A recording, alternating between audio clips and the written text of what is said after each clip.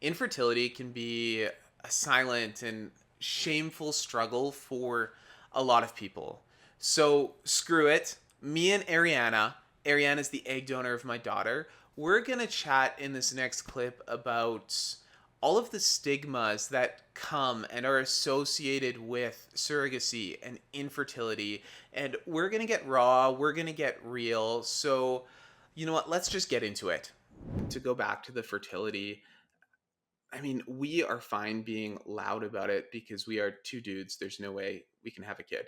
But for people who, like, if you're a woman, you must feel like your body is supposed to be able to do that. So I can't Mhm. even comprehend how difficult that would be. And it makes me understand why there's a level of shame and people don't talk about it. So Totally. you saying that we need to be voices for people, I think that is so true. And we are Mm. in such a great position for it because we don't have any of that associated shame with thinking that our bodies should be able to do this. That's so true. It's a good thing to note and perspective to share too, because you are right. Like Mike and I, thank goodness, like I'm so, so grateful that we were able to have children and that that process worked the way that it did for us.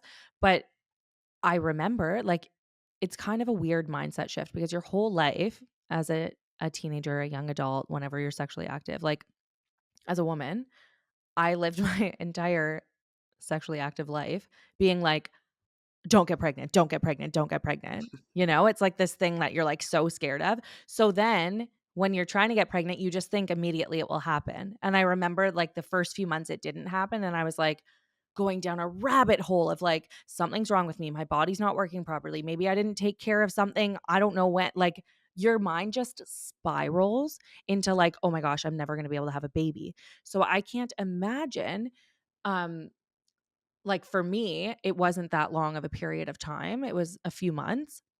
For that to go on for a year, like I have friends who have had fertility struggles who said they weren't actually able to get help until they had been trying consistently for a year. That seems to be like the measure of when you're eligible to go to a fertility clinic. And it's like the mental toll that takes. And then there's outside factors of everybody else, all your friends announcing that they're pregnant or people saying like, "Oh, we didn't even try. It was by mistake." Like those things are people aren't saying to be harmful or hurtful, but because it's this silent thing that you carry, you do feel shame when you feel that your body is meant to do something and then it doesn't immediately.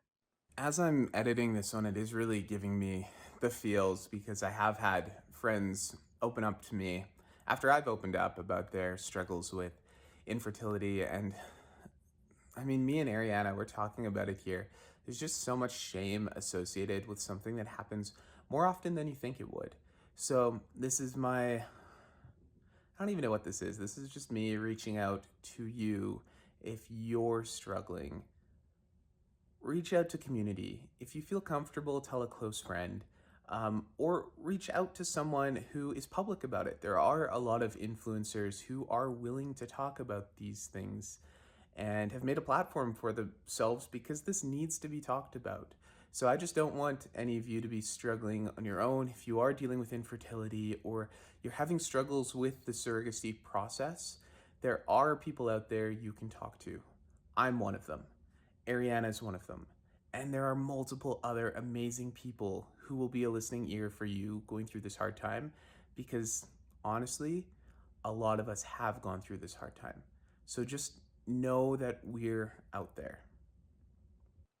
Yeah, or you don't want to make a big deal about it, so you say it happened without trying, when in reality you've been trying for quite a while.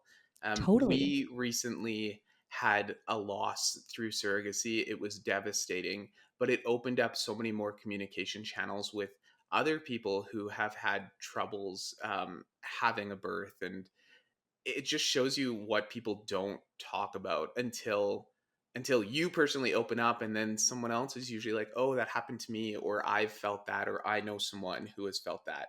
So Mhm. just the power of opening up and communication. There's so much more that we could talk about when it comes to infertility, but in this video I did mention that we had a loss and it was extremely difficult. It's not something that I want to gloss over. So in the next video, I'm going to talk with Ariana about our loss during our second surrogacy journey. And you guys, it's really difficult to talk about a loss. So, yeah, just bear with me as I go through it.